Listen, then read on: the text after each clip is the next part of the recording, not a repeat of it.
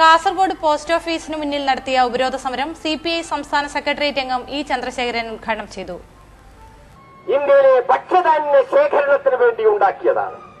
ആ ഭക്ഷ്യധാന്യം ശേഖരിച്ചാൽ ദാരിദ്ര്യം, പ്രത്യേകിച്ച് വരൾച്ചയോ അതുപോലെ വെള്ളപ്പൊക്കമോ വൻകിട ഏതെങ്കിലും തരത്തിലുള്ള കെടുതികളോ സംഭവിക്കുന്ന സന്ദർഭങ്ങളിൽ എല്ലാ പ്രദേശത്തിലും അടിയന്തര സ്വഭാവത്തോടെ ഭക്ഷ്യധാന്യം എത്തിക്കാനുള്ള ഉത്തരവാദിത്വം ഗവൺമെന്റിനുണ്ട് എന്ന കാഴ്ചപ്പാടോടുകൂടിയാണ് ഇത്തരം വലിയ സ്ഥാപനങ്ങളൊക്കെ ഗവൺമെന്റ് ഉടമസ്ഥതയിൽ വന്നത്.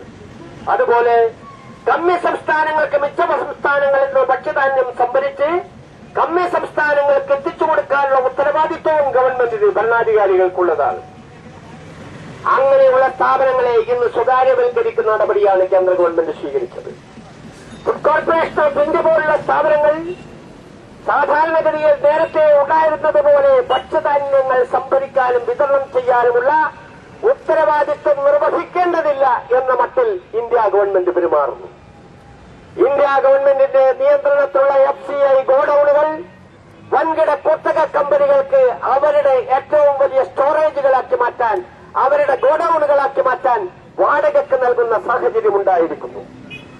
അവരാണ് ഇന്ത്യ ഗവൺമെന്റിന്റെ ഗോഡൌണുകളെ ഇപ്പോൾ തങ്ങളുടെ ധാന്യ സൂക്ഷിപ്പ് കേന്ദ്രങ്ങളാക്കി മാറ്റിയിരിക്കുന്നത്. അതിന്റെ അർത്ഥം അവിടെ കരിഞ്ചന്തയും പൂഴ്ത്തിവെപ്പും നടത്താൻ, കരിഞ്ചന്ത നടത്താൻ, ഊഹക്കച്ചവടം നടത്താൻ, അതിന്റെയൊക്കെ പേരിൽ കൃത്രിമമായ ക്ഷാമമുണ്ടാക്കാൻ തീർച്ചയായും ഈ ഗവൺമെന്റ് ഇന്ത്യയിലെ വൻകിടക്കാർക്ക് അരിനിൽക്കുന്ന സമീപനമാണ് നമുക്ക് കാണാൻ കഴിയുന്നത്.